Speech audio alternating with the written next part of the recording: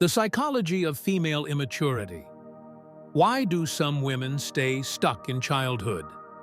We tend to think that maturity comes with age, but in reality, psychological growth is not just a matter of years lived.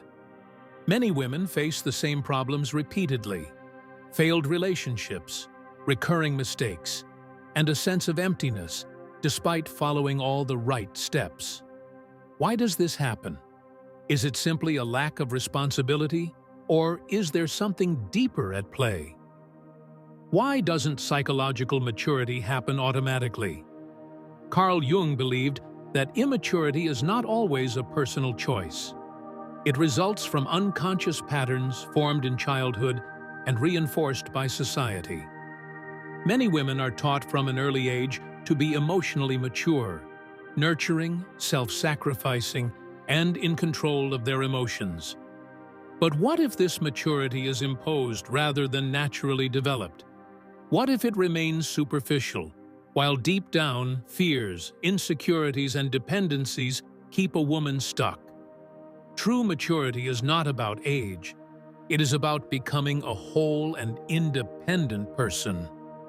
The first step in this process is recognizing the unconscious patterns that hinder growth. 3 key causes of psychological immaturity. 1. Overprotection in childhood. If a girl is overly shielded from difficulties, she may never learn independence.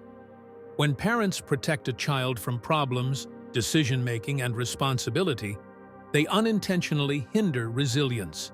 As a result, these women may seek external support from a partner, friends, or even authority figures, instead of relying on themselves.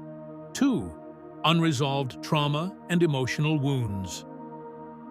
Painful experiences, such as family conflicts, betrayal, or loss, can halt psychological growth. A woman who avoids responsibility due to fear of pain remains dependent on others and avoids difficult decisions.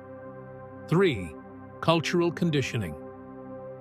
From childhood, many girls are taught that their value depends on external validation, attractiveness, kindness, and agreeableness. As a result, they strive to meet societal expectations rather than explore their true selves. This leads to an internal disconnect and a loss of personal identity. Jung believed that true maturity only comes through facing challenges. If one avoids responsibility and difficult decisions, they may remain psychologically stuck in childhood, even as they grow older. The eternal girl syndrome, Puella Eterna. We've often heard of the eternal boy syndrome, Puella Eternus, but Jung also identified a female counterpart, Puella Eterna. These are women who refuse to grow up, clinging to youth while avoiding responsibility and difficult choices. Key traits of the eternal girl. 1. Romantic idealism, waiting for a savior. These women live in a fantasy world, believing that love will solve all their problems. They seek an ideal partner to give their life meaning instead of building their own independence. Often, they end up in unhealthy relationships where the partner either dominates them or enables their immaturity. 2. Avoidance of responsibility. They believe that life should be fun and carefree, and serious commitments seem dull.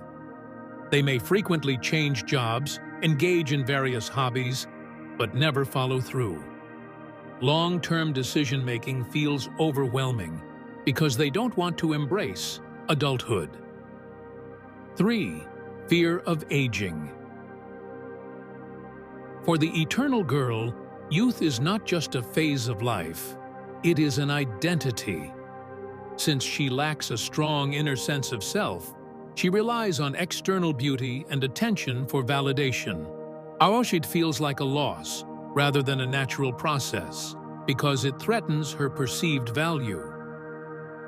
Why does society encourage female immaturity? Modern culture rewards the image of a light, playful, and cute woman. This is evident in romantic comedies, where the female lead is often a naive, clumsy girl waiting for love to give her life meaning. It is also visible in social media, where influencers adopt childlike aesthetics, soft voices, and exaggerated innocence. The beauty industry reinforces this by selling youth as the ultimate source of power, making aging seem like something to fear rather than embrace. In the past, women matured faster. In traditional societies, they took on serious responsibilities from an early age. Today, while women have more freedom, they also face opposite pressure to remain in a girl-like state rather than become strong, independent adults. Jung saw immaturity as more than an individual problem. He viewed it as a cultural phenomenon. If society rewards immaturity and discourages deep self-reflection, women may not even realize they are stuck in a childlike mindset. How to become a mature person? 1. Acknowledge your shadow sides. Jung taught that we suppress traits that don't fit our self-image. For women, this often includes strength, ambition, independence, and even anger. Instead of hiding these traits, it is important to recognize and integrate them into one's identity. 2. Break free from external validation. Many women live for others' approval, wanting to be liked, desired, and complimented. But true maturity begins when self-worth is no longer tied to external factors, but is rooted in internal self-respect. 3. Balance feminine and masculine energies. Jung believed that every person has both feminine and masculine sides. The feminine is linked to intuition, depth, and emotion. The masculine is associated with logic, decisiveness, and independence. A mature woman integrates both, rather than limiting herself to stereotypes. 4. Take responsibility for your life. No one is coming to save you. Not a man, not your parents, not fate. A truly mature woman does not wait for miracles. She builds her own life. Conclusion. True maturity is not just about age. It is an internal choice. It is a process of self-awareness, personal development, and self-acceptance. Carl Jung taught that personal growth is the path to true freedom. And this journey begins when a woman stops fearing adulthood and takes control of her own life. The question is not why some women remain immature.